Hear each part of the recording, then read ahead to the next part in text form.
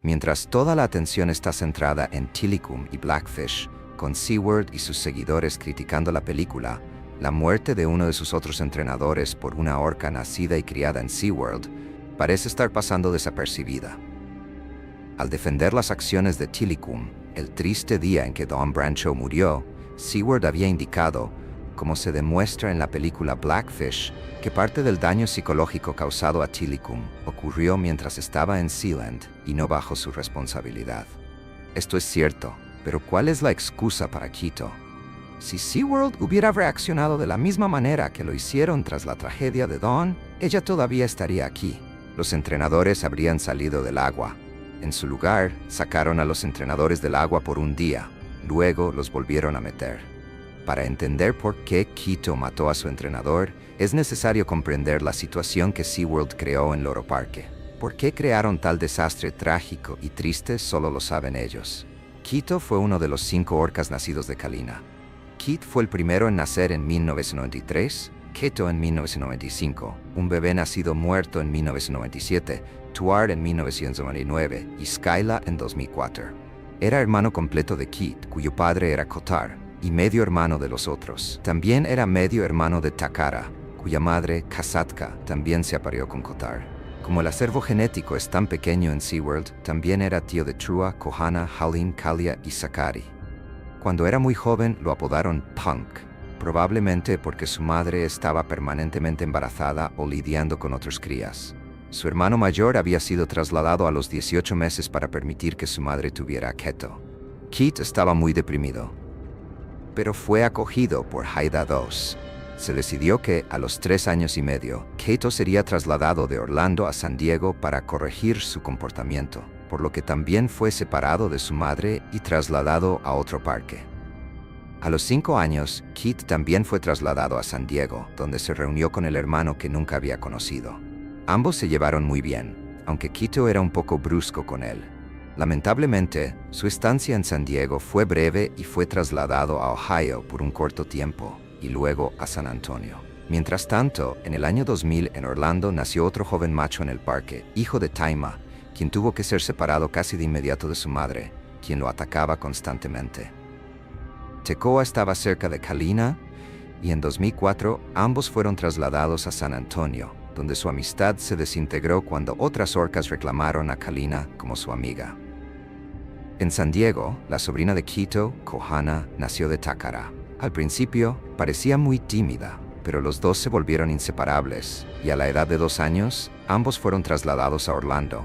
Esto probablemente se debió a que Takara, siendo hija de la orca dominante, era la princesa de San Diego y podía hacer lo que quisiera con la protección de su madre. Estaba muy mimada y le gustaba molestar a las otras orcas. Después del traslado, tuvo que ajustarse a una nueva estructura social, pero se adaptó bien. Skyla, la medio hermana de Quito, también fue separada de su madre Kalina a la temprana edad de 2 años, ya que se consideraba que era lo suficientemente independiente. En 2006, estas 4 orcas fueron consideradas excedentes y fueron enviadas al Loro Parque en un préstamo de cría de 25 años con la condición de que cualquier cría perteneciera a SeaWorld. Entrenadores de SeaWorld fueron enviados con ellos para ayudar a los entrenadores del Loro Parque. ¿Por qué SeaWorld envió a estas orcas en particular? Es algo que solo ellos saben. Todos, incluyendo SeaWorld, saben que las orcas viven en grupos matriarcales, incluso en los falsos grupos que crean en sus tanques. Saben que siempre hay una orca mayor y dominante que mantiene el orden en la piscina. Enviaron a estas 4 orcas jóvenes en un préstamo de cría, sabiendo que no había nadie con quien reproducirse, aparte de ellos mismos, y sabiendo que no había una matriarca para mantener el orden. Crearon un grupo de jóvenes disfuncionales, separados de sus madres y familias, sin nadie que los ayudara a desarrollarse o socializar adecuadamente. En el momento en que se anunció el préstamo, en diciembre de 2005, Jacobs dijo públicamente que había un arreglo financiero, pero se negó a dar detalles. Lo que estaba claro era que SeaWorld estaría profundamente involucrado en la gestión de sus orcas desde el momento en que llegaron en febrero de 2006. El personal de SeaWorld supervisaba su cuidado y entrenamiento en Loro Parque, y Brian Rokiach, un entrenador senior de SeaWorld San Diego, supervisaba la sesión de entrenamiento en la que murió Martínez. Su declaración ante el tribunal puede verse aquí. Cuando se le preguntó a Fred Jacobs si la muerte de Martínez debía considerarse relevante para las conclusiones de OSHA sobre SeaWorld y la seguridad de los entrenadores, respondió: Loro Parque es una institución zoológica independiente y muy respetada con sus propios protocolos. Como está en las Islas Canarias, sin embargo, no está sujeta a OSHA. Debido a que estamos impugnando las citaciones de OSHA, no podemos discutirlo más, excepto para reiterar que sus acusaciones reflejan una falta fundamental de comprensión de los requisitos de seguridad para cuidar a estos animales. Hacer esta declaración sabiendo que estas eran orcas de SeaWorld bajo el cuidado de SeaWorld es asombroso. Tan pronto como ocurre un incidente, ya no están bajo el cuidado de SeaWorld. Sin embargo, todos sabían que sí lo estaban. Para asegurar el éxito de Orca Ocean, SeaWorld había entrenado a un grupo de entrenadores de Loro Parque en sus parques de Orlando y San Antonio. El veterinario de SeaWorld, James McBain, también visitaba regularmente y tenía llamadas de conferencia quincenales. Además, SeaWorld podía monitorear a las orcas a través del equipo de vigilancia del Loro Parque. Brad Andrews también volaba al menos 2 veces al año.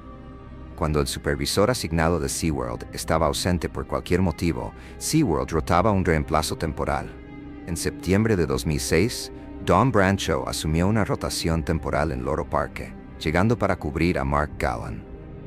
Orca Ocean se inauguró oficialmente el 17 de febrero de 2006 con una gala a la que asistieron el presidente de Loro Parque, Wolfgang Kiesling, August Busch III, entonces presidente de Anheuser-Busch InBev, propietario de SeaWorld en ese momento, y Adán Martín, entonces presidente de las Islas Canarias. El primer espectáculo abierto al público se celebró el 17 de marzo de 2006, pero surgieron problemas con las nuevas piscinas. Habían sido recubiertas con un producto llamado Metflex, que no se había adherido correctamente. Tanto Metflex como Loro Parque se culpaban mutuamente por el problema. Una semana después de la inauguración, con el estadio lleno, las 4 orcas aparecieron en el área trasera con tiras de Metflex colgando de sus bocas y pintura de la piscina manchando sus hocicos. El parque tuvo que cerrar y las orcas fueron sometidas a procedimientos de endoscopia para asegurarse de que no tenían Metflex en sus estómagos. Como se ve en los videos, Quito no estaba muy impresionado con la situación. Las 4 orcas jóvenes luchaban por llevarse bien y encontrar su lugar en los nuevos grupos artificialmente creados. Las tensiones eran extremadamente altas. En un intento por entender a las orcas, el entrenador Martínez llevaba un cuaderno en el que registraba sus comportamientos, lo que da una idea de la vida en el tanque. En relación con Kohana, anotó: volvió a sentirse insegura cuando estaba separada, sola, tanto en los espectáculos como en las sesiones. A finales de septiembre, Martínez notó que las vocalizaciones y la actitud de Kohana habían mejorado, pero que siempre tiene altibajos en su temperamento. También documentó algunas de las tensiones sexuales en la piscina. Quito está obsesionado con controlar a Kohana, no se separa de ella, ni siquiera en los espectáculos, escribió. El 2 de septiembre de 2009, Martínez anotó que Brian Rokiach, entrenador supervisor de SeaWorld en Loro Parque en ese momento, tuvo un pequeño incidente con Quito en la primera hora de la mañana, y que fue un muy mal día para Quito. El 12 de septiembre, Martínez escribió: todos los animales están mal. Día seco para Kohana. A veces, las tensiones entre las orcas se hacían muy evidentes. Durante un espectáculo en el verano de 2007, Tekoa estaba actuando cuando Quito irrumpió en la piscina de espectáculos, lo embistió y luego lo persiguió. Después de que los entrenadores recuperaron el control, continuaron el espectáculo con Tekoa, a pesar de que la sangre era visible en sus heridas. La última imagen que el público vio fue el escenario cubierto de la sangre de Tekoa. Hubo muchas lesiones en la piscina, ya que las orcas intentaban crear un grupo sin la guía ni la seguridad de sus madres. Skyla también resultó herida tras un ataque de Kohana. El ataque de Quito no fue el primero en el parque. En octubre de 2007, Loro Parque estuvo a punto de perder a una entrenadora.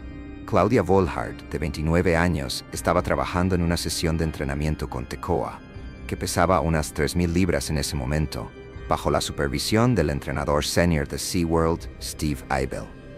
Volhard, quien se había transferido a Orca Ocean desde el delfinario del Loro Parque, estaba teniendo problemas para practicar el empuje de pie, un comportamiento en el que la orca presiona su hocico contra el pie del entrenador y lo impulsa a través de la piscina, ya sea por debajo del agua o sobre la superficie.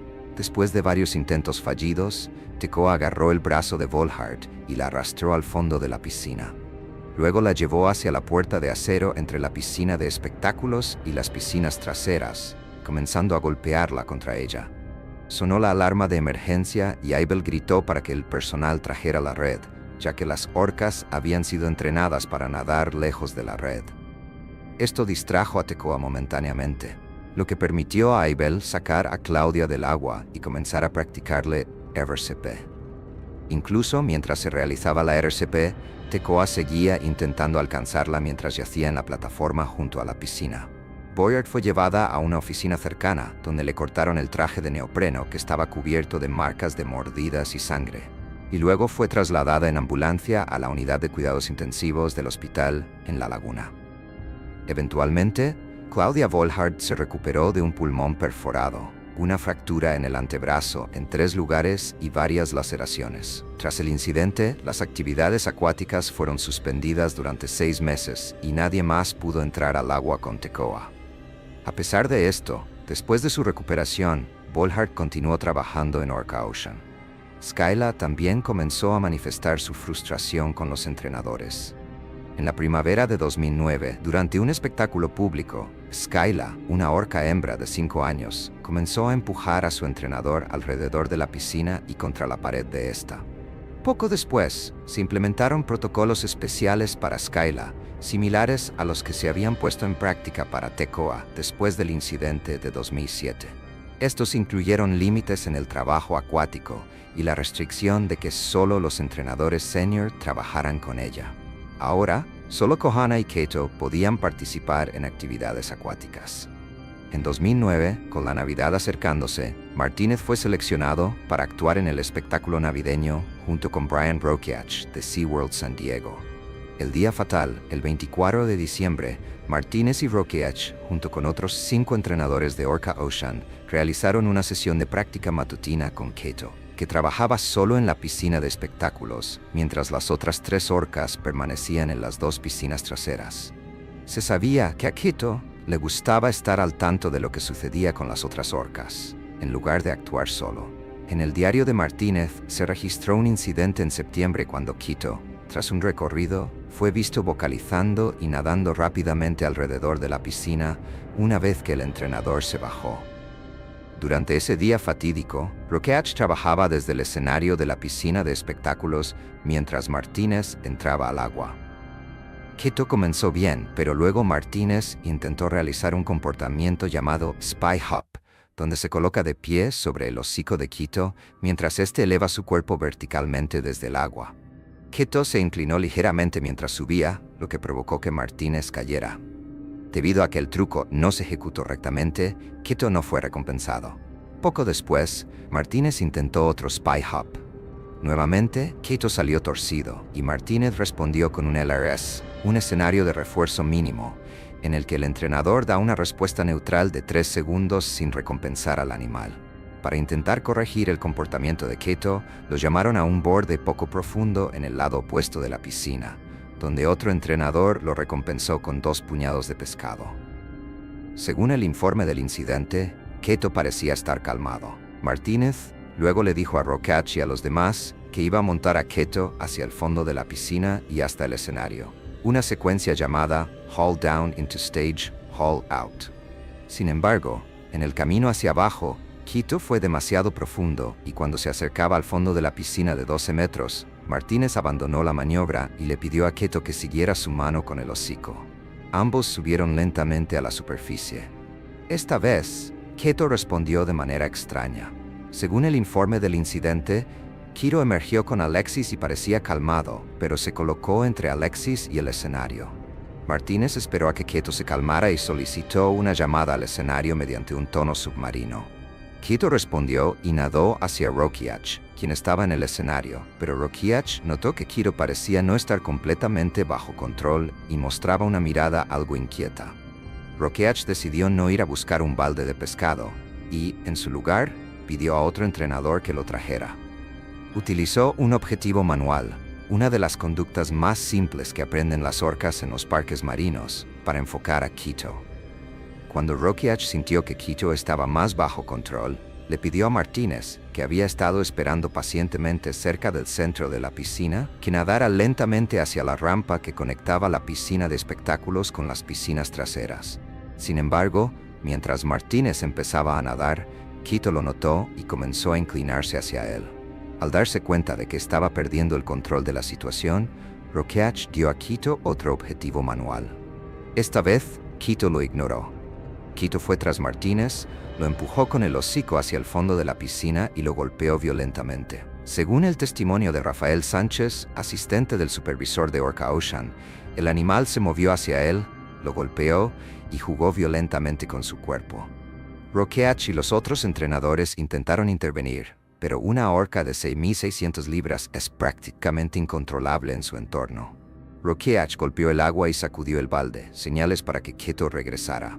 Al principio Quito no respondió, pero tras un segundo intento, dejó a Martínez en el fondo de la piscina y subió a la superficie sin él.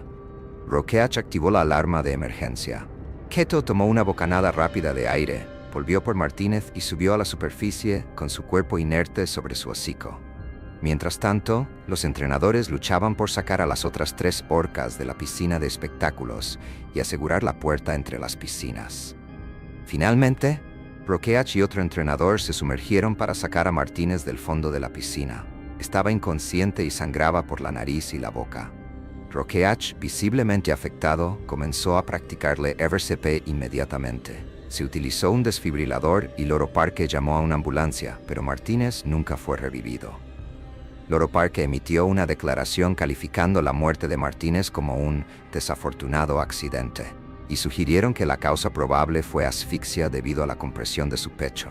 Sin embargo, el informe de la autopsia reveló un escenario diferente.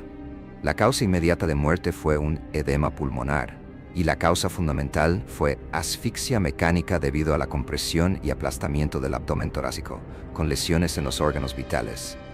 El examen post-mortem no solo reveló múltiples fracturas, toda la caja torácica anterior, esternón, costillas y otras lesiones, como pulmones magullados con desgarros en la pleura y un hígado con una gran rotura, sino también las marcas de mordeduras del animal.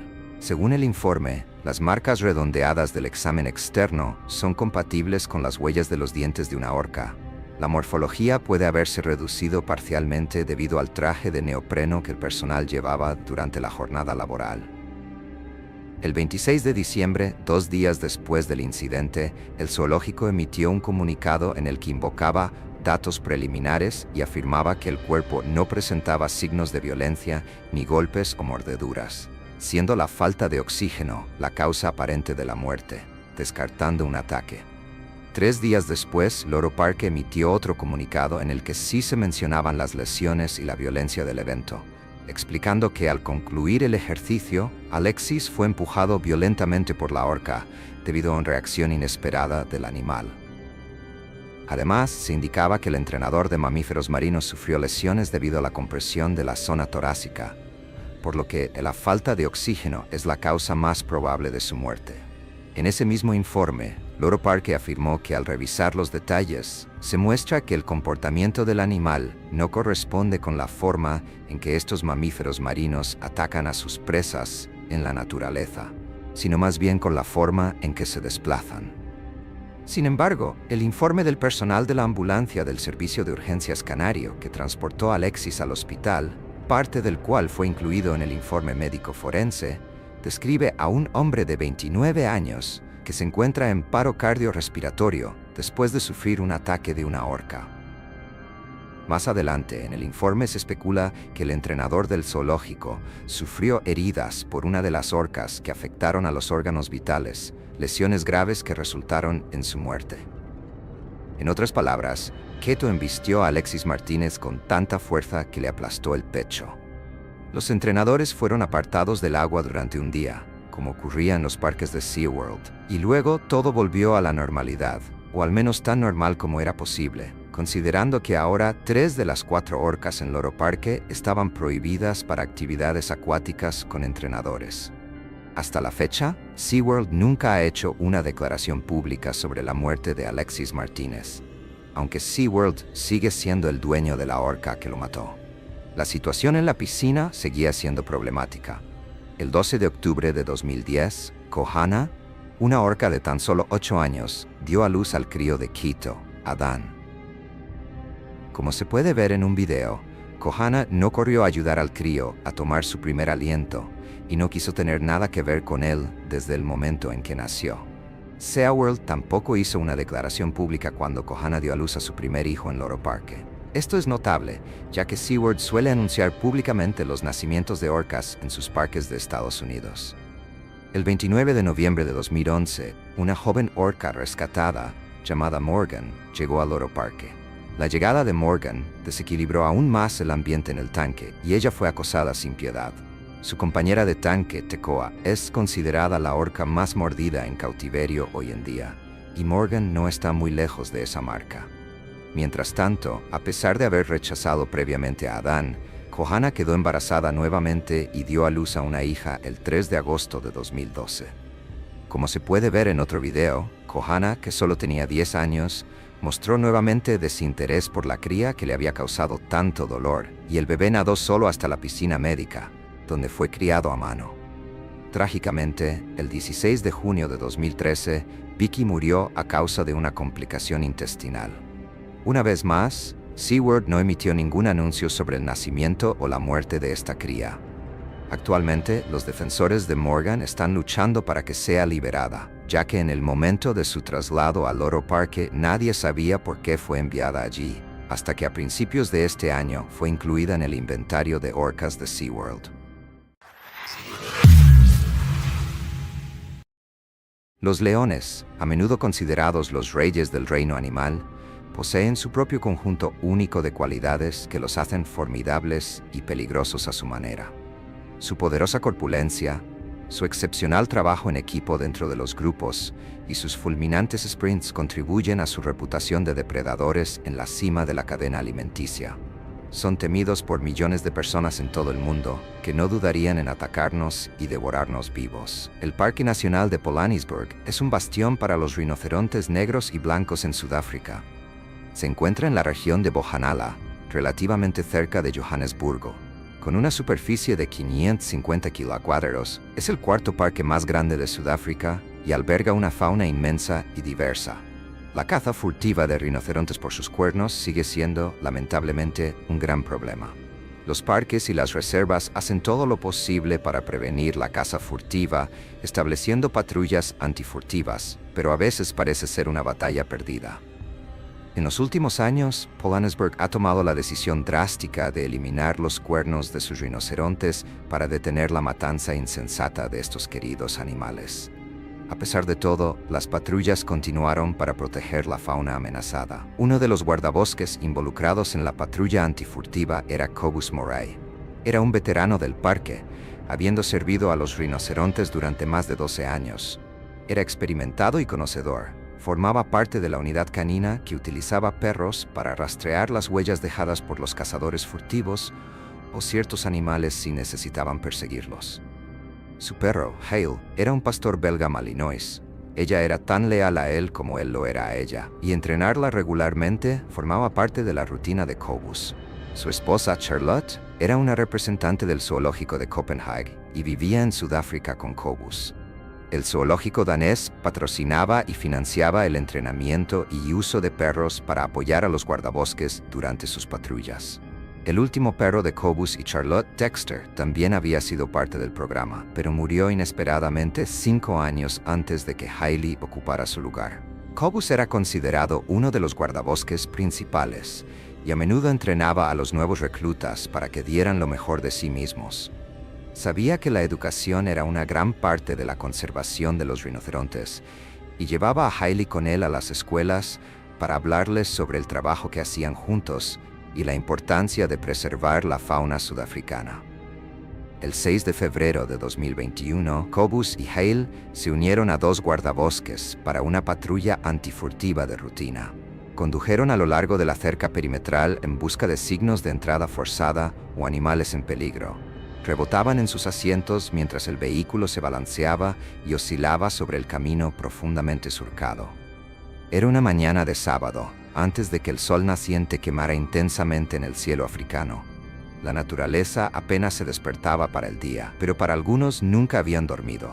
Un depredador se escondía en los arbustos. Podía escuchar el vehículo acercándose y se quedaba quieto y en silencio.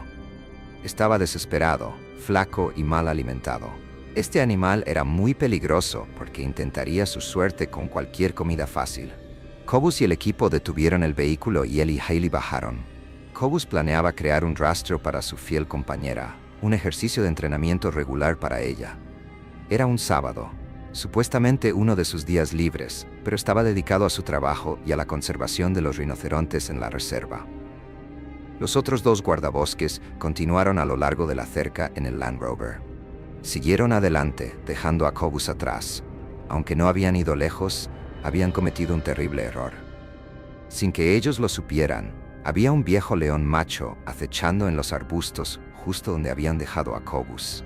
Expulsado de la manada por los machos más jóvenes y fuertes, el león macho ahora estaba solo.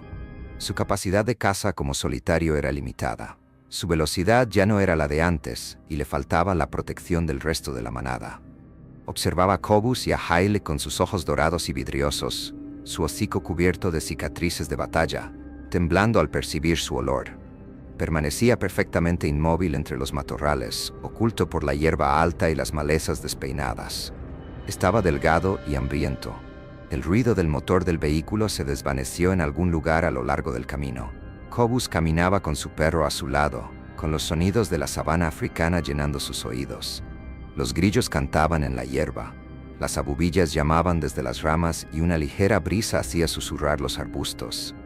Se inclinó para examinar una zona de hierba perturbada, y fue en ese momento cuando el león aprovechó su oportunidad. Se lanzó hacia adelante. Ni Cobus ni Hailey lo vieron venir. Cobus no tuvo tiempo de alcanzar su arma de fuego. Él y su perro fueron tomados completamente desprevenidos. Solo hubo un destello marrón y Cobus sintió el impacto. Las enormes patas del león macho se envolvieron alrededor de sus hombros. Sus mandíbulas se cerraron sobre su cabeza y Cobus fue arrojado al suelo. Gritó y le gritó al león que lo soltara. Apenas podía ver en medio de la pelea destellos de beige y marrón, vislumbres de dientes blancos y afilados y una cara llena de pelo. El suelo bajo él estaba blando debido a las lluvias recientes. La hierba puntiaguda era frondosa y verde. Cobus podía sentir la abrumadora presión de las mandíbulas. Podía sentir los desgarros y laceraciones de las garras del león en su pecho. Hizo una mueca, tratando desesperadamente de alejar al león, pero su cuerpo pesado lo mantenía momentáneamente pegado al suelo. El león soltó la cabeza de Cobus y lo mordió una y otra vez. Durante el intenso ataque, Hailey huyó aterrorizada y se escondió en los matorrales cercanos. Los gritos de Cobus fueron escuchados por sus colegas guardabosques, quienes inmediatamente dieron la vuelta con el vehículo para regresar al lugar donde lo habían dejado. El Land Rover saltaba y se sacudía en los baches. Las espinas de acacia arañaban la pintura y el motor rugía mientras aceleraban de vuelta hacia Cobus. Estaban a solo unos cientos de metros. Llegaron al lugar donde habían dejado a su colega y fue allí donde vieron a su compañero guardabosques bajo el león. No dudaron ni un segundo. Levantaron sus rifles y dispararon varios tiros al león. El león se desplomó en un montón junto a Cobus. Corrieron a su lado, pero ya era demasiado tarde. Había dado su último aliento en ese mismo instante. Las heridas causadas por el ataque eran demasiado extensas y devastadoras. El ataque había seccionado vasos sanguíneos y había perdido demasiada sangre. Yacía inmóvil y estaba claro que no podía ser reanimado. En estado de shock, los guardabosques pidieron refuerzos. Llegaron oficiales y guardabosques al lugar y el león fue llevado al Instituto Veterinario Anders de Poort en Tshwane para una autopsia, con el fin de determinar exactamente por qué había atacado a Cobus. No había signos de enfermedad, pero el león era viejo y se creía que estaba muriendo de hambre. Su ataque a Cobus fue un último intento desesperado por sobrevivir. Su perro Hail fue encontrado cerca, bajo un árbol, ileso, aunque claramente sacudida por el ataque, fue llevada de regreso a la base. El parque perdió a uno de los suyos ese día, dos de los suyos si contamos al león. Cobus era un hombre profundamente compasivo. Trabajaba incansablemente para asegurar la seguridad de los animales. Era un verdadero guerrero en la lucha contra la caza furtiva y el comercio ilegal de cuernos de rinoceronte. Ese año, en 2021, 451 rinocerontes fueron cazados furtivamente en Sudáfrica. Esto representó un aumento del 3% respecto al año anterior. Las patrullas antifurtivas realizaron 189 arrestos en 2021, de los cuales solo 61 resultaron en condenas. La pena por caza furtiva o contrabando de cuernos de rinoceronte puede ser de hasta 35 años de prisión. Es evidente que el trabajo de los guardabosques y las unidades antifurtivas es vital para la supervivencia de la especie. El incidente fue un caso trágico en el que Cobus, de 46 años, se encontró en el lugar equivocado, en el momento equivocado. La cerca que él y sus colegas guardabosques estaban inspeccionando estaba destinada a mantener a los leones fuera de esa sección, aunque esa parte del parque era conocida como la zona de los 5 grandes. Los leones estaban aislados de la zona por donde caminaba Cobus. De alguna manera, el león había logrado pasar por la cerca en un intento desesperado de encontrar comida, lo que llevó a la aterradora aflicción final de Cobus Moray.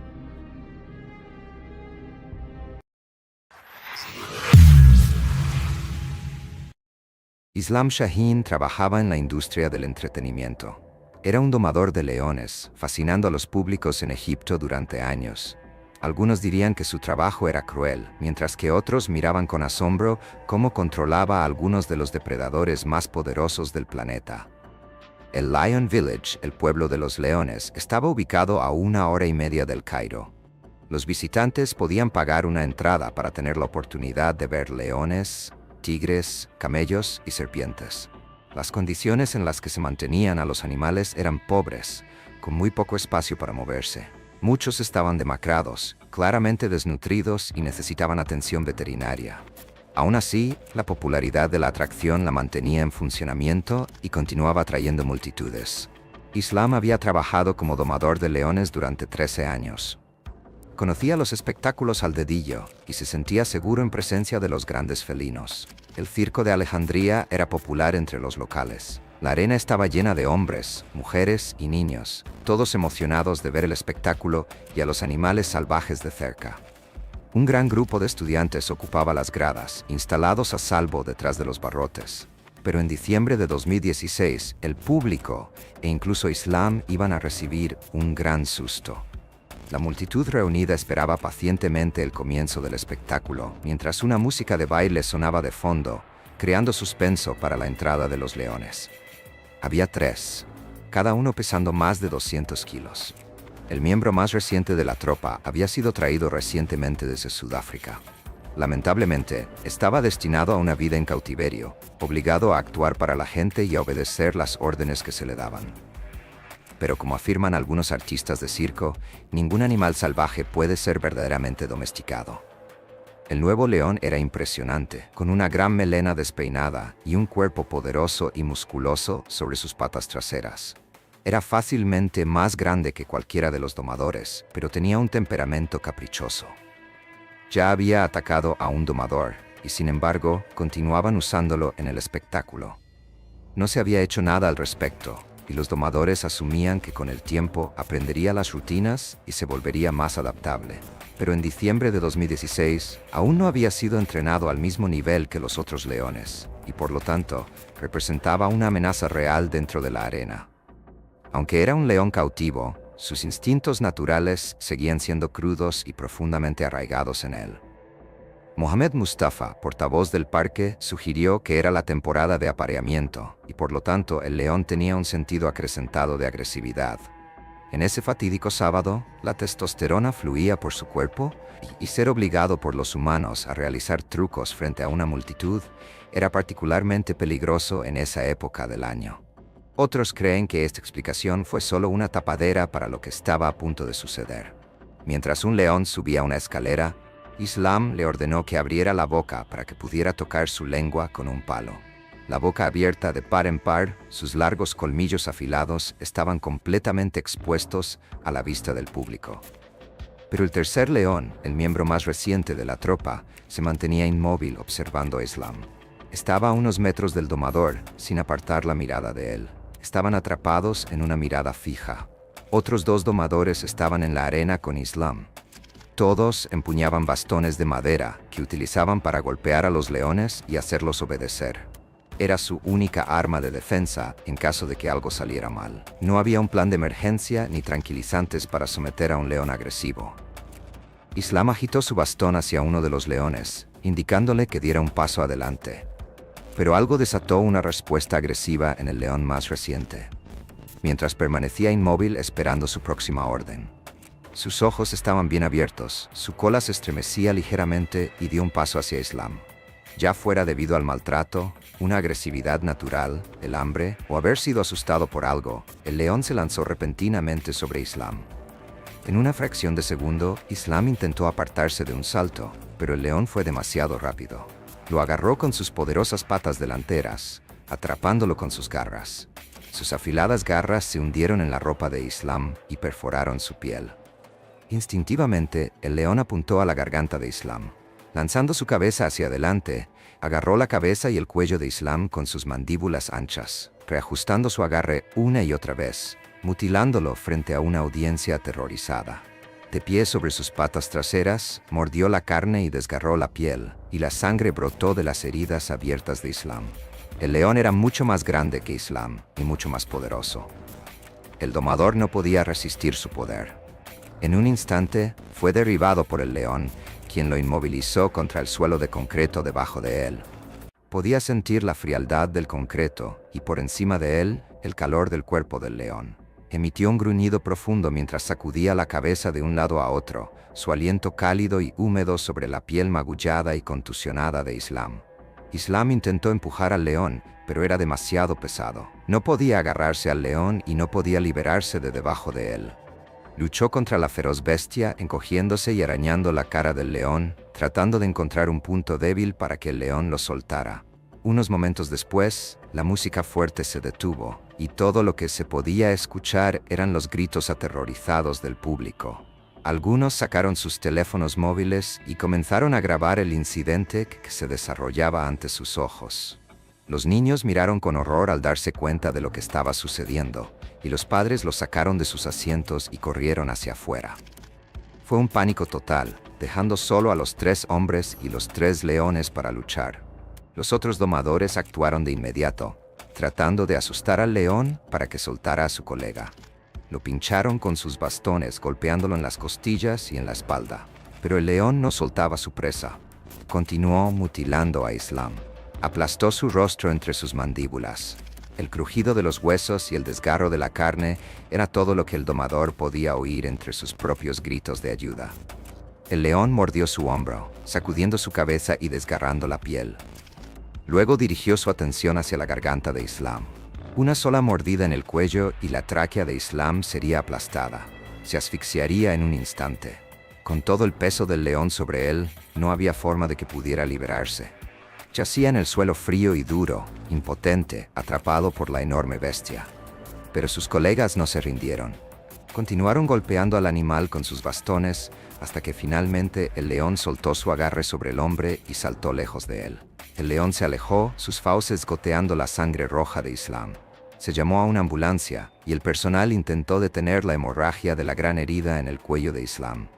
Islam yacía inmóvil en el suelo. No emitía ni una palabra. Sus ojos estaban cerrados, su respiración era superficial y su corazón latía débilmente. Se estaba debilitando rápidamente. Los servicios de emergencia llegaron y Islam fue trasladado de urgencia al hospital Adalush y Salam, en la zona de Smawe, al este de Alejandría. Era una carrera contra el tiempo para salvarlo. Sufría de una fractura de cráneo, profundas cortaduras en el rostro y cuello, huesos rotos en el pecho y hemorragia abdominal. Los médicos lucharon por salvarlo, pero lamentablemente sucumbió a sus heridas unos días después. Tras la muerte de Islam, Lion Village fue cerrado hasta que se llevó a cabo una investigación exhaustiva. Aunque el portavoz del parque afirmó que el león estaba en temporada de reproducción y por lo tanto se comportaba de manera errática, otros sugirieron que el león estaba hambriento debido a la desnutrición o asustado por la música fuerte.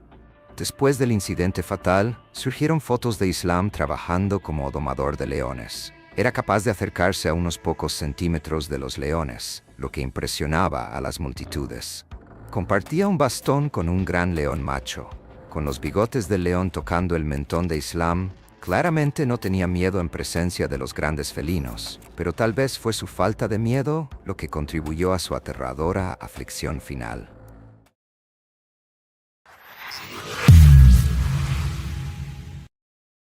Para los visitantes del Parque Wang en el noroeste de Zimbabue, un safari a pie se considera a menudo una experiencia única. Pero para el guía profesional zimbabuense Quinn Swales, de 40 años, era su trabajo y amaba cada segundo de él. Era oriundo de Trelawney, en el norte de Zimbabue, y había trabajado como piloto antes de dedicarse a guiar la vida silvestre. Todos los guías en los parques de Zimbabue reciben una formación de muy alto nivel y Quinn no era una excepción. Conocía el Parque Wang como la palma de su mano.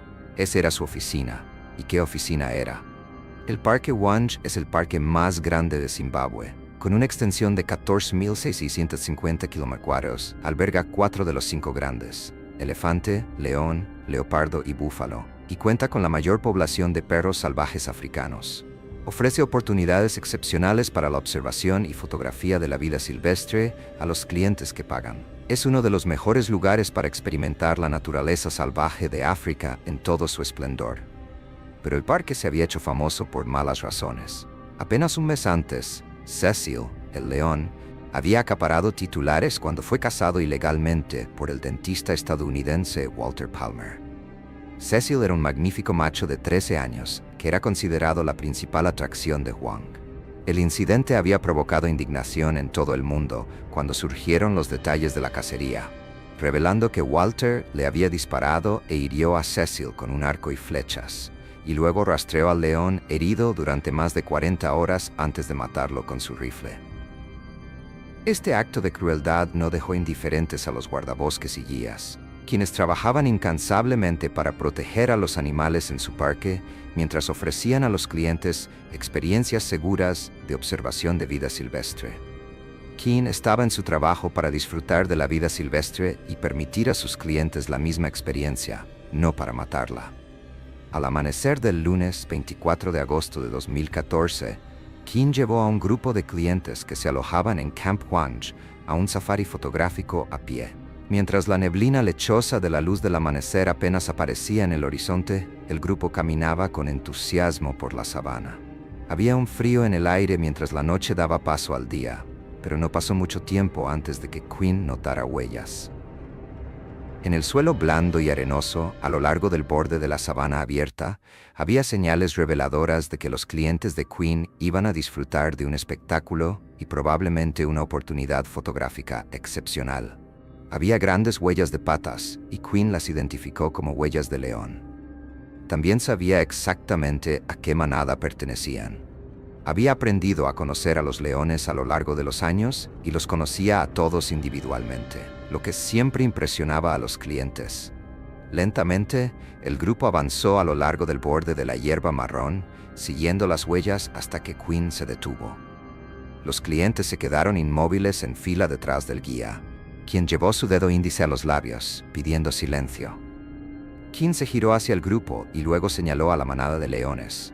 Estaban tendidos al descubierto, a una cierta distancia. Los 6 clientes que Quinn guiaba se maravillaron ante el espectáculo. Los leones parecían tan pacíficos y tranquilos, acostados allí, aparentemente sin preocupaciones en el mundo. Estaban perfectamente iluminados por la luz de la mañana. Pero algo estaba a punto de cambiar. Los leones habían avistado a Quinn y su grupo, pero no parecían estar demasiado molestos por su presencia. No representaban ninguna amenaza para ellos a esa distancia. El grupo se quedó completamente inmóvil en silencio, algunos de ellos tomando fotos con sus cámaras. Entonces, el león macho llamado Naksaha se levantó. Claramente, no estaba contento con su presencia. Comenzó a caminar decididamente hacia el grupo, y los clientes comenzaron a sentir su adrenalina aumentar. Podían ver la enorme melena despeinada del león macho y la intención en sus ojos brillantes de color bronce. No corría hacia ellos, pero sus pasos eran confiados y decididos. No había a dónde ir para el grupo. Estaban completamente expuestos en la sabana africana sin vehículo ni campamento donde refugiarse, y el león seguía avanzando. Aunque el corazón de los clientes latía con fuerza en su pecho y sentían el impulso de huir, Quinn ya había estado en esta situación muchas veces antes. No sentía miedo. Era un guía experimentado y experto y sabía exactamente qué hacer. Su prioridad era la seguridad de sus clientes. Les habló con calma y directamente, informándoles de lo que debían hacer. Lo escucharon atentamente, con los ojos muy abiertos. Les dijo que se colocaran detrás de él y se quedaran completamente quietos. Cuando el león continuó caminando hacia ellos, cruzó la distancia de seguridad que Quinn consideraba cómoda. Cuando había estado en esta situación antes, los leones generalmente se detenían después de una corta distancia y regresaban a la manada. Pero esta vez se había superado el límite, y Quinn y el resto del grupo comenzaron a gritar fuertemente para disuadir al león. Esto tuvo el efecto deseado. El león macho dejó de caminar y se quedó inmóvil. Los observaba con sus ojos fijos en el grupo, su cola agitándose. Era una vista impresionante, pero que llenó de miedo al grupo, ya que no sabían qué iba a hacer a continuación. Mientras se mantenía allí, Quinn aprovechó la oportunidad para hacer estallar un petardo, un dispositivo muy ruidoso. Cuando el fuerte chasquido resonó, silenciando a los pájaros de la sabana, el león se sobresaltó y comenzó a alejarse en diagonal del grupo. Parecía que iba a regresar a la manada, y todos suspiraron aliviados. No apartaron la vista del león, pero parecía que estaban fuera de peligro y que sería una de esas historias sobre las que se reirían más tarde alrededor de la fogata. Pero esta historia iba a tomar un giro siniestro. De repente, el león se dio la vuelta y corrió hacia Quinn y sus 6 invitados. Esto los tomó a todos por sorpresa. Justo en el momento en que pensaban que el peligro había pasado, se les echó encima una vez más. Esta no era una carga falsa, y Quinn no tuvo tiempo de disparar con su rifle. Se quedó allí, mirando al león de frente, mientras este corría directamente hacia él. Cerca del 60% del peso de un león está compuesto de músculo, más que cualquier otro mamífero del reino animal. Con machos que pesan hasta 225 kilogramos, son poderosos, rápidos y formidables.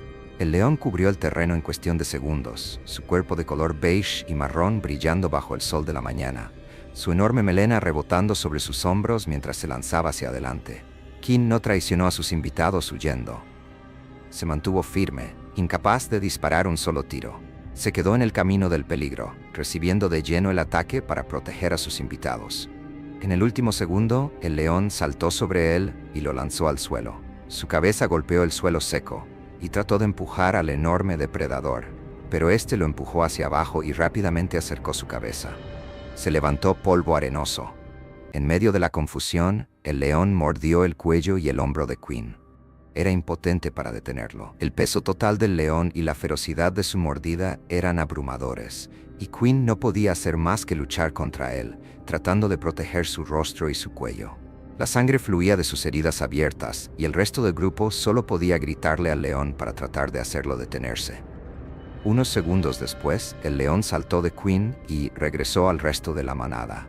Pero en ese ataque breve pero poderoso, el daño ya estaba hecho. Cuando el león estuvo lo suficientemente lejos, los demás corrieron al lado de Quinn. Intentaron brindarle primeros auxilios de emergencia, pero los largos colmillos del león habían cortado las arterias de Quinn y se había desangrado en cuestión de segundos. Yacía inmóvil y sin vida en el suelo, a pocos metros de los animales que había pasado tantos años admirando y prometiendo proteger. En toda prisa, el grupo tomó la radio portátil de Quinn y se comunicó con el campamento. Los guardabosques acudieron al rescate y se llevaron a Quinn. La mañana se había transformado tan rápidamente en una tragedia inimaginable. Los invitados no sufrieron heridas físicas durante el ataque. Habían tenido suerte de que el león no se volviera contra ellos también. Fue una pérdida devastadora de una vida. David Carson, el director general de Camp Wange, quien también era un guía profesional con más de 2 décadas de experiencia, elogió las acciones heroicas de Quinn. Dijo sobre Quinn: pagó el precio más alto, persiguiendo un trabajo que amaba, en una región que conocía tan bien. King era un guía excepcional, y su pasión y respeto por la fauna con la que trabajaba se manifestaban en su guía. La última foto que había publicado en su página de Facebook era de Cecil, el león, quien había sido cazado sin piedad por Walter Palmer.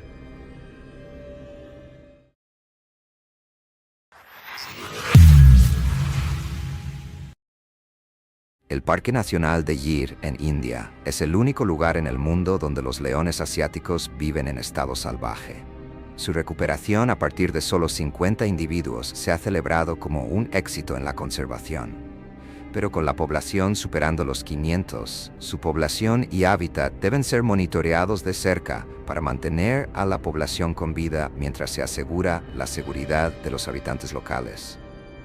Es algo que parece estar fallando en este momento. La gestión de los leones es controvertida. Los oficiales de vida silvestre regularmente dejan cebo para atraer a los leones a los puntos turísticos calientes. Los visitantes que pagan financian sus salarios y la conservación del parque. Mantener a los turistas satisfechos y hacer que regresen es primordial para la supervivencia del parque. Pero los expertos advierten que cebar a los leones solo llevará a problemas mortales. Con el tiempo, los leones podrían perder su capacidad para cazar, dependiendo solo de las comidas gratuitas proporcionadas por los guardabosques. No solo comenzarán a asociar estas comidas con los humanos, sino que podrían recurrir a presas más fáciles, como el ganado o las personas. A poco más de 16 kilómetros de una de las selvas protegidas donde deambulan los leones se encuentra el pueblo de Dahanfulia. Bhavna Varya, de 17 años, y su prima trabajaban como jornaleras agrícolas. Bhavna vivía con sus padres en el pueblo de Mitan, en el este de Gujarat, pero estaba de visita en la casa de su familia en Dahanfulia. Había aceptado una oferta para trabajar con el hermano de su madre en su granja. Era un trabajo duro, pero traía dinero para la familia. Después de un largo día de trabajo, ella y su prima Rekha se prepararon para pasar la noche en la cabaña de la familia. Se arroparon hasta la barbilla y apoyaron la cabeza en sus almohadas. Sin embargo, justo antes de quedarse dormida, Bhavna sintió la necesidad de ir al baño. Eran las 9:30 de la noche. Afuera estaba oscuro, excepto por la luz de la luna que bañaba todo en su brillo plateado. Bhavna le pidió a Rekha que la acompañara. El baño estaba a una corta distancia de donde dormían. Era una pequeña choza en el exterior, pero Bhavna no quería ir sola. Ambas abrieron la puerta de la cabaña y salieron al silencio de la noche. Respiraron el aire fresco. El zumbido de los insectos llenaba la oscuridad, pero esa noche había depredadores cazando. El pueblo estaba ubicado a orillas del río Osat. Era un lugar frecuentado por leones que no estaban confinados a los límites del Parque Nacional. El sonido del agua corriente se podía escuchar a lo lejos, un sonido que enmascaraba la aproximación de cualquier depredador. Las chicas no sabían que dos pares de ojos las observaban. El reflejo de una linterna habría revelado el peligro inminente en el que se encontraban. Pero ninguna de las dos tenía una linterna. En su lugar seguían el estrecho sendero iluminado por la luna. El sendero serpenteaba a través del campo, lejos de la seguridad de la casa. Sombras oscuras las rodeaban. La extensión de los campos en los que habían trabajado se desvanecía en la oscuridad. Los dos depredadores se acercaron sigilosamente. Atravesaron el campo abierto mientras las dos chicas se apresuraban hacia la choza. Pero antes de que pudieran alcanzarla a pocos metros de su puerta, las dos primas vieron a un par de leones machos corriendo hacia ellas. Incluso en la penumbra podían ver sus poderosas patas delanteras recorriendo el espacio abierto, sus enormes melenas oscuras ondeando con el movimiento de su galope. Sus ojos estaban fijos en una mirada. No había dónde escapar. No podían regresar a la casa ni entrar en la choza a tiempo. No había árboles a los que trepar. Los segundos parecían detenerse. Aunque los leones eran rápidos como el rayo, las dos chicas podían ver cada detalle en esos momentos aterradores antes de que se lanzaran sobre ellas. Rekha saltó dentro de un tanque de agua. Se sumergió en el agua hasta los hombros y se acurrucó, apenas atreviéndose a respirar. Cerró los ojos y escuchó con horror el destino de su prima. Bhavna no tuvo tanta suerte. Los leones habían surgido de la nada. No tuvo tiempo de reaccionar, y antes de que pudiera escapar, uno de los leones la atrapó entre sus mandíbulas. Instintivamente apuntó a la garganta, mordiendo con una fuerza de 650 psi, 3 veces más fuerte que la de un humano, y con caninos de 10 centímetros de largo. No tenía ninguna posibilidad. La mordida aplastó su tráquea y cortó su arteria. Había dejado escapar un grito unos momentos antes, que había atravesado la oscuridad, pero ahora la noche había vuelto a la calma. Bavna ya no hacía ningún ruido. Yacía en el suelo, rodeada por los 2 leones que inspeccionaban su presa. Reka estaba paralizada por el terror. Desde dentro del tanque de agua, escuchó los profundos gruñidos de los leones mientras mordían a su joven prima, desgarrando su cuerpo ligero e inerte. Luego escuchó un arrastramiento en el suelo mientras los leones tiraban de Bavna, arrastrándola hacia la noche. Habían asegurado su presa y ahora iban a darse un festín en la selva. Cuando Reka no escuchó más ruido, se asomó con cautela por el borde del tanque de agua. Su corazón latía como un tambor en sus oídos. Escuchó, observó y esperó. Luego, cuando pensó que los leones se habían ido, salió del tanque de agua y saltó al suelo. Corrió hacia la cabaña, gritando para que sus padres la ayudaran. No sabía si su prima estaba muerta o viva. Temía lo peor, pero mantenía la leve esperanza de que pudiera ser salvada si actuaban rápidamente. No soportaba la idea de que Bavna estuviera ahí afuera sola. Los oficiales de la División Forestal de Gir fueron alertados del incidente y se apresuraron al lugar. Se lanzó una búsqueda de Bavna y los 2 leones. Siguieron las marcas de arrastre dejadas por los leones y su presa y encontraron trágicamente a los 2 grandes felinos devorando el cuerpo de Bavna a cierta distancia. La habían arrastrado hasta una granja vecina. Estaba claro que ya no estaba viva, y los oficiales gritaron y aplaudieron fuertemente para tratar de asustar a los leones. Eran 2 machos subadultos, probablemente hermanos, que habían trabajado juntos para derribar a su presa. No pudieron ser alejados durante media hora, durante la cual habían consumido la mitad inferior del cuerpo de Bavna. Fue una visión macabra que probablemente perseguirá a todos los que la presenciaron. El conservador adjunto de bosques que trabaja en el Parque Nacional de Gir declaró que los ataques a humanos por parte de leones asiáticos eran increíblemente raros. Muchos habitantes viven en las cercanías de los bosques protegidos y, aunque los leones ocasionalmente atacan al ganado, rara vez atacan a las personas. Este comportamiento había sido inusual y las autoridades estaban trabajando para capturar a los 2 leones y devolverlos a la zona protegida. Está claro que los leones aportan ingresos a los lugareños. Los turistas vienen de lejos para ver estas raras subespecies, pero a veces la gente va demasiado lejos. Unos días antes de este trágico ataque, unos residentes utilizaron a los leones en un video viral repugnante para ganar dinero.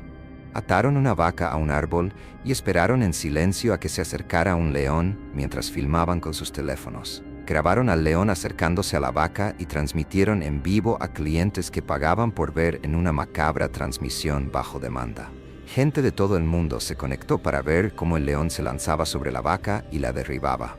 No había manera de que la vaca se defendiera o escapara. Estaba atada en su lugar. Todo esto para el entretenimiento de una audiencia que pagaba. Utilizar a los leones de esta manera solo conducirá a más tragedias. Estos videos ilegales amenazan los esfuerzos de conservación del Parque Nacional de Gir y ponen en peligro a los habitantes y al ganado innecesariamente. El incidente fue una tragedia. Perder a alguien tan joven fue un impacto para toda la familia y la pequeña comunidad del pueblo. Los padres de Bavna, que se habían quedado en su pueblo natal, recibieron la terrible noticia, y aquellos que conocían a su joven hija lloraron su pérdida. Vivir tan cerca de la fauna peligrosa no está exento de riesgos. Las tierras agrícolas y los pueblos suelen bordear el hábitat natural de los leones, con humanos y leones compitiendo por el espacio. Pero a medida que la población de leones asiáticos sigue creciendo, tal vez sea necesario hacer más para garantizar tanto su seguridad como la de quienes comparten su hábitat, asegurando que nadie más como Bavna tenga un final tan aterrador.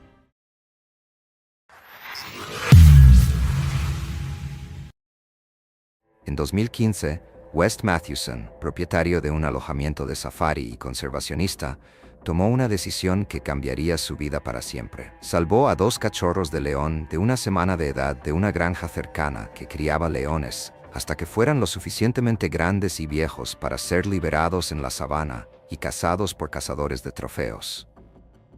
West encontraba este deporte cruel y no soportaba la idea de que estas 2 leonas fueran criadas para ser sacrificadas. Eran leonas blancas raras, y West vio en ellas una oportunidad de negocio en potencia. Compró la pareja y las llevó a su Lion Tree Top Lodge en Hoedspruit, justo afuera del famoso Parque Nacional Kruger en la provincia de Limpopo, Sudáfrica. Les tenía tanta dedicación como a sus propios hijos y las llamó Demi y Tanner. Día y noche las alimentó con biberón hasta que fueron destetadas y pasaron a una dieta compuesta principalmente de carne. Estableció una rutina diaria que incluía jugar con los cachorros de león y llevarlas a pasear 2 o 3 veces al día.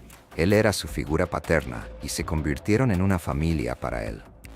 Pronto presentó a las adorables leonas a sus huéspedes y sin duda se convirtieron en una gran atracción para los visitantes. En su sitio web, West se jactaba de numerosas fotos de huéspedes jugando con las jóvenes leonas y disfrutando de la experiencia de estar cerca de ellas, incluso con niños caminando lado a lado con los felinos. Pero las leonas estaban creciendo. A medida que pasaban los meses, se volvían más grandes y necesitaban más ejercicio y espacio para moverse. Se volvían poderosas, y West podía ver que sus juegos de pelea comenzaban a parecerse a los de los leones adultos. Sin embargo, West les seguía dedicando tanto tiempo y cuidado como siempre. A la edad de 3 años, las leonas se consideraban plenamente adultas. West había ganado el apodo de Tío West, porque se le percibía como una figura paternal y cariñosa para las 2 leonas blancas. Las abrazaba con fuerza alrededor de sus enormes cabezas, y ellas a veces lo incluían en sus juegos, que a menudo se volvían demasiado bruscos para que West participara. Tenía que ser cauteloso. A finales de los 60 años, West ciertamente no estaba rejuveneciendo, y las leonas solo se volvían más fuertes y audaces. Aunque Demi y Tanner no habían mostrado ninguna agresividad hacia West, su familia o los visitantes, había señales de advertencia de que conservaban fuertes instintos salvajes. Era natural que mostraran su comportamiento innato. Aunque habían sido criadas a mano por West y nunca conocieron otra vida que no fuera en su propiedad, aún conservaban la capacidad innata de cazar. En 2017, cuando las 2 hembras tenían 2 años, se escaparon de la propiedad de West. Al otro lado de la cerca, divisaron a Quebeculu Justice y a un colega que recogían leña en el veld cuando una de las leonas se abalanzó sobre Justice. Lo derribó al suelo mientras la otra leona observaba. El hombre pidió ayuda, y su amigo acudió en su auxilio, recogiendo piedras y arrojándolas a la leona. Ella se alejó corriendo y el amigo de Justice lo ayudó a levantarse y lo llevó hasta una cabina telefónica para llamar a una ambulancia. Justice estaba cubierto de sangre y sufría de laceraciones en las piernas, el torso, el estómago y el pecho. Los 2 hombres lograron llegar al hospital, pero Justice, que era diabético, murió unos días después. Fue un incidente trágico, y los médicos no pudieron determinar si su muerte se debió definitivamente al ataque o a su condición de salud subyacente. En respuesta a este horrible incidente, West declaró que estaba seguro de que la leona solo quería jugar y que si hubiera querido matarlo, lo habría hecho en 5 segundos. Ya sea que esta declaración fuera verdadera o no, de todos modos demuestra la fuerza bruta que poseían Demi y Tanner. Al final, seguían siendo animales salvajes, a pesar de haber sido domesticados. West probablemente tenía razón. Una sola mordida en el cuello del hombre habría sellado su destino en cuestión de segundos. Pero eso sirvió como una advertencia contundente sobre los peligros de mantener a tales animales bajo su cuidado. West tenía una gran responsabilidad hacia el público en general, pero no había forma de domesticar completamente a un león. Eran demasiado poderosos para ser controlados, y West quería que tuvieran la libertad de moverse por sus tierras. Avancemos rápidamente hasta agosto de 2020, cuando las 2 leonas tenían 5 años y West 69, y la historia estaba a punto de repetirse. West llamó a los leones mientras hacía su caminata diaria por sus tierras, y Demi y Tanner llegaron trotando. La esposa de West, Jill, lo seguía en su coche. El sol brillaba y una ligera brisa hacía susurrar los arbustos espesos y frondosos. Los sonidos de la sabana africana estaban vivos mientras los tres caminaban en silencio, como lo hacían todos los días. Para Gil, era un espectáculo increíble ver a su esposo caminar por la sabana africana, flanqueado por 2 enormes leonas blancas. Era un sueño hecho realidad para West. Siempre había sido un firme defensor de la conservación y poseer una propiedad en la región del Gran Kruger, donde podía interactuar con los animales, era todo lo que siempre había deseado. Pero algo iba a salir terriblemente mal. Durante la caminata, las 2 leonas comenzaron a luchar, jugando. Esto era algo que hacían regularmente. Constantemente ponían a prueba la fuerza y las habilidades de combate de la otra. Era un comportamiento natural, pero se estaban volviendo más agresivas entre ellas. West se quedó quieto mientras las 2 hembras luchaban. Podía escuchar sus gruñidos guturales mientras se empujaban al suelo y se mordían la pelusa. Podía notar que no se estaban conteniendo tanto como antes. Definitivamente era un juego de lucha en el que West no quería participar. Pero resultó que el hombre de 69 años no tenía elección. Como 2 niños demasiado emocionados que llevan el juego demasiado lejos, Demi y Tanner se volvieron cada vez más turbulentas. De repente, una de las hembras saltó de encima de la otra y se lanzó sobre West. Fue inmediatamente derribado por ella. El aire fue expulsado de sus pulmones cuando fue arrojado al suelo. No había tenido tiempo de protegerse, ya que la acción fue completamente inesperada. Nubes de polvo se levantaron mientras la leona comenzaba a sacudir a West. Él le gritó que se detuviera, pero ella continuó mordiéndolo. Gil podía ver que su esposo estaba en problemas. Lo había visto jugar y pelear con los leones muchas veces antes, pero esta vez era diferente. Era mucho más frenético y poderoso. Gil tocó la bocina y gritó por la ventana. Avanzó con el coche para asustar a los leones. Milagrosamente, la leona salió de su trance y saltó lejos de West. Gil corrió a su lado. Él sangraba profusamente y ella trató de detener la hemorragia en su cuello. Mientras el suelo africano se teñía de rojo a su alrededor, Gil llamó a los servicios de emergencia. Los paramédicos se apresuraron al lugar, pero ya era demasiado tarde. West había muerto en los brazos de Gil. El ataque había sucedido tan rápidamente que no había nada que Gil hubiera podido hacer. Una poderosa mordida en el cuello de West había cortado una arteria. No había vuelta atrás y en un instante el tío West se había ido. Las 2 leonas que había criado desde que tenían una semana de edad se habían vuelto contra él, y su legado había tenido un final trágico. Mientras la familia trataba de hacer frente a la devastadora pérdida de West, que era padre de 4 hijos y abuelo de 6 nietos, estaban decididos a que los animales no fueran dañados. Eso no era lo que West hubiera querido, y su nuera, Terry Mathewson, estaba segura de que las leonas simplemente estaban participando en un juego brutal. No sabían su propia fuerza, y una de ellas había matado involuntariamente a su dueño y cuidador. Es poco probable que haya sido un ataque deliberado, pero terminó en desastre. Demi y Tanner fueron tranquilizadas y retiradas de la propiedad. Después de llorar la pérdida de West, fue triste para la familia ver partir a los leones. Habían sido una gran parte de la vida de West durante los últimos 5 años, y su partida fue como perderlo a él una vez más. Fueron llevadas a un centro de especies en peligro de extinción, y la familia declaró que serían liberadas en el mejor entorno posible para ellas. Aunque despedirse de un ser querido nunca es fácil, la familia encontró consuelo y paz al saber que West murió haciendo lo que amaba, viviendo su sueño, estando en la naturaleza y con sus leones tan queridos. Pero mientras la gente siga viviendo junto a depredadores peligrosos, como estas 2 leonas, West Mathewson no será el último en experimentar su aterradora aflicción final.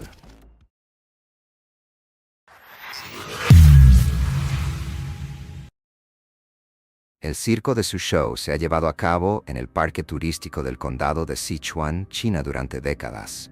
Es una atracción popular tanto para los turistas como para los chinos.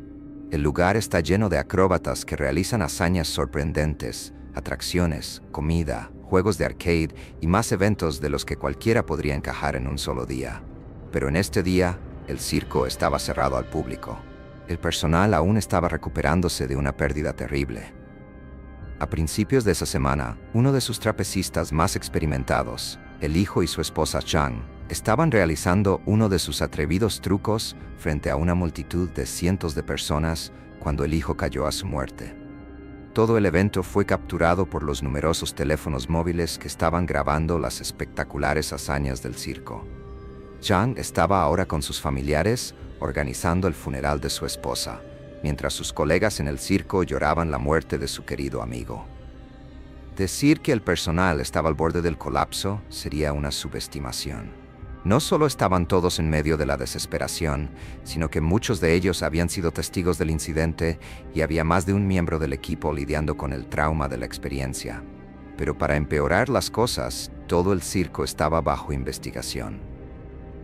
La constante presencia de las autoridades y las horas de interrogatorios agotadores a los que estaban siendo sometidos pesaban mucho en cada miembro del equipo de su show. Los hombres y mujeres intentaban hacer lo mejor posible para continuar con su entrenamiento diario, realizando reparaciones a las atracciones y manteniendo a los animales bajo su cuidado. Hacían todo lo posible para mantener la mente ocupada y no pensar en lo que estaba sucediendo.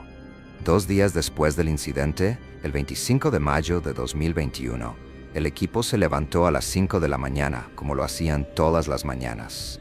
Y como siempre, se reunieron en las puertas principales y esperaron a que su gerente les diera las tareas del día. Incluso si estaban cerrados mientras duraba la investigación, aún había mucho por hacer.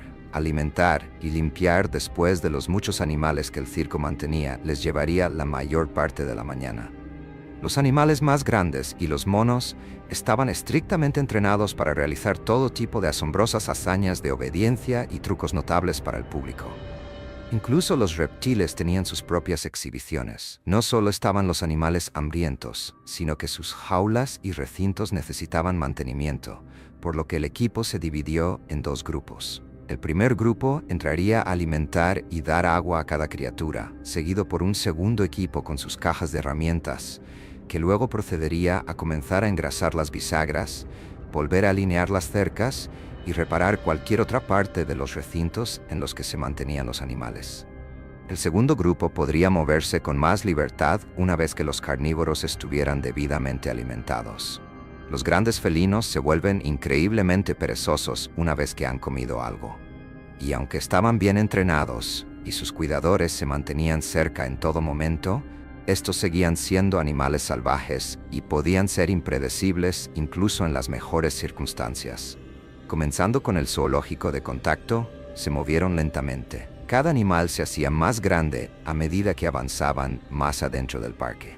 Después del zoológico de contacto, la pesada puerta de alambre fue cerrada detrás del equipo que transportaba carretillas llenas de carne y sacos de alimento. Cada sección del parque tenía esta precaución de seguridad. En caso de que un animal lograra escapar de un cuidador, al menos estaría contenido en el área dedicada a sus recintos. El error que condujo a los terribles eventos de ese día ocurrió cuando el equipo de 6, equipado con grandes trozos de carne y carretillas, entró en el recinto de los tigres. El área cercada que contenía a las 4 magníficas criaturas era alta y robusta. Una única puerta con un simple mecanismo de pestillo y sin cerradura para asegurarla contra intrusos estaba entre las personas y los animales. Los tigres no tienen pulgares oponibles, por lo que abrir un pestillo sería prácticamente imposible. 2 miembros del equipo abrieron la puerta y comenzaron a lanzar los trozos de carne de cabra sobre el suelo de césped de la jaula, que medía casi 10 metros de circunferencia. Los felinos no corrieron emocionados hacia la comida como lo hicieron los otros animales. En cambio, observaron al grupo atentamente, esperando a que se fueran antes de avanzar para comer. Los grandes felinos son observadores, mucho más de lo que los humanos les dan crédito. 2 de las criaturas notaron que el último hombre en salir no estaba mirando hacia abajo mientras cerraba el pestillo. La barra metálica falló al entrar en el agujero por unos pocos centímetros y en su lugar quedó en el aire vacío. La puerta parecía cerrada para los cuidadores distraídos, pero solo una pequeña ráfaga de viento sería suficiente para abrirla de par en par.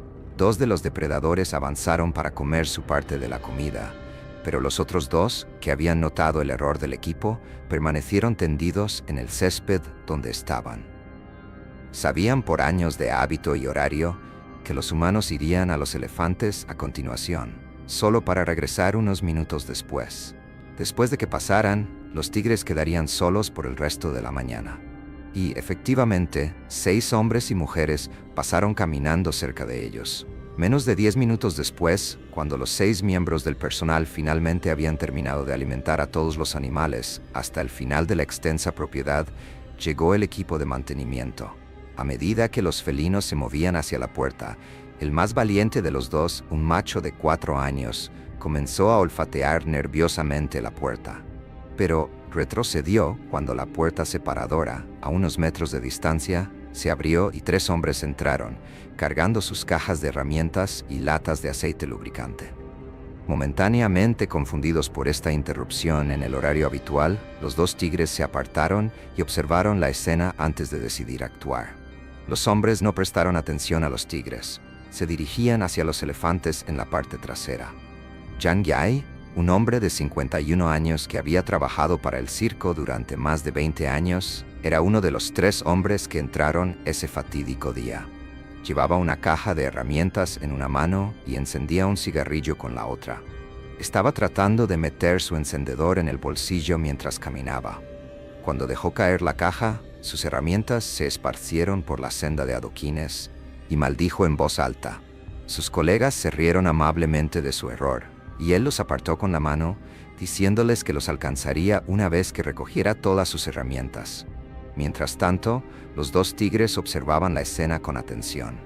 Vieron cómo los 2 hombres atravesaban la siguiente puerta, dejando uno atrás. El hombre estaba inclinado, de espaldas a los felinos. El valiente macho avanzó, estirando su pata. La puerta se abrió suavemente y en silencio al tocarla. Yang no escuchó nada detrás de él. Mientras apagaba su cigarrillo, arrojó las herramientas caídas de vuelta a la caja con tanto ruido que ni siquiera habría oído la puerta si hubiera emitido un chirrido de advertencia. Lentamente, el macho avanzó, con la hembra mayor justo detrás de él. Ambos estaban agachados, sus hombros moviéndose mientras acechaban al hombre ajeno a lo que sucedía. Ninguno de ellos había puesto un pie en la naturaleza en toda su vida, pero el instinto les dijo a sus estómagos hambrientos exactamente qué hacer. Se acercaron cada vez más.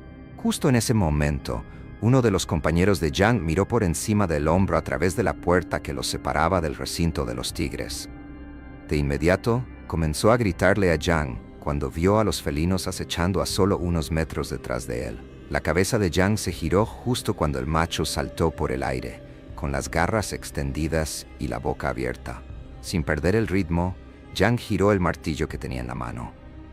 Golpeó las garras de la bestia con tal fuerza que su cuerpo entero se desvió, girando como una especie de muñeca chillona.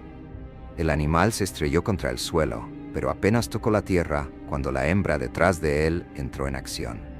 Se lanzó hacia Yang, y esta vez él no fue tan rápido como antes. Yang estaba agachado en el suelo cuando el animal aterrizó sobre él desde arriba. Ella hundió sus garras en su cráneo y hombro, con los dientes mordiendo directamente en su rostro. Ahora Yang estaba gritando salvajemente, balanceando el martillo, desesperado por golpear alguna parte de la feroz criatura que lo arañaba y mordía. Los hombres detrás de él estaban atrapados detrás de la cerca. Si se atrevían a abrir la puerta, tendrían a los 4 tigres encima de ellos. Llamaron por ayuda por radio, gritando de manera tan histérica que el resto del equipo solo pudo entender que había tigres sueltos. Cada habitante del parque corrió hacia el recinto, y la policía que acababa de llegar para la serie de entrevistas del día estaba justo detrás de ellos con sus armas desenfundadas. La situación con Yang se había deteriorado drásticamente en los segundos que tardaron en pedir ayuda por radio. El tigre seguía aferrado a su cara, y el joven macho había recuperado su posición. Saltó de nuevo al ataque, agarrando una de las piernas de Yang que se movían frenéticamente en una macabra lucha de poder. Los tigres tiraban y desgarraban al hombre que gritaba. Las garras de la hembra cortaban el músculo y la piel, desgarrando la piel en su hombro. Su otra pata se envolvía alrededor de su frente, y una de sus garras encontró una cavidad ocular y arrancó su globo ocular de su cráneo, parcialmente descalpándolo en el proceso. Cuando Yang se desmayó, la combinación de pérdida de sangre, shock, dolor y terror puro era demasiado para que su sistema lo soportara. y cuando su cuerpo se relajó, los dos animales salvajes continuaron desgarrándolo con una urgencia renovada. Cuando la policía y el resto de los empleados del circo llegaron a la puerta, los leones y osos detrás de ellos estaban golpeando sus jaulas, rugiendo y llorando. El hedor metálico de la sangre en el aire los tenía a todos en un frenesí. La policía apartó a los miembros del personal. La situación estaba clara. No solo el hombre estaba muerto, sino que los dos hombres de mantenimiento restantes estaban atrapados detrás de una delgada barrera de alambre cercana. Los gatos enloquecidos por la sangre podían escalar fácilmente las cercas a ambos lados. Podían atacar a los hombres atrapados o al personal al otro lado, dependiendo de qué cerca escalaran. La decisión se tomó.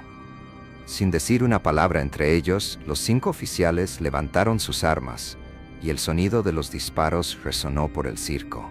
No menos de 4 balas impactaron a la hembra, mientras que el macho recibió 6 disparos. Sus cuerpos volaron hacia atrás por el bombardeo de disparos, y en un instante las 2 bestias que se acercaban huyeron de regreso a su jaula, dejando a los atacantes y a Yang en los adoquines detrás de ellos. Mientras aún tenían la ventaja, los oficiales rompieron la puerta y encerraron a los 2 tigres vivos en su jaula.